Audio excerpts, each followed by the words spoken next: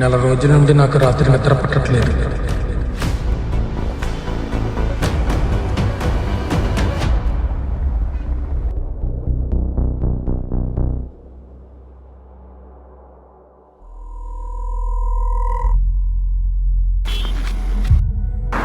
గత జన్మ జ్ఞాపకాలు నన్ను వెంటాడుతూ వేధిస్తూ తరుముతున్నాయి.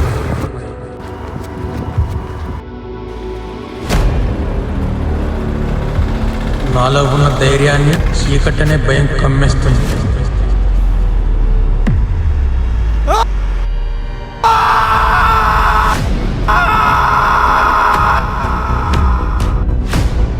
ఇక్కడ నాకు తెలిసింది ఏంటంటే, ఈ భయం అనే చీకటి నుండి ఈ సూర్యుడికి ఖచ్చితంగా ఏదో ఒక రోజు ఉదయిస్తుంది.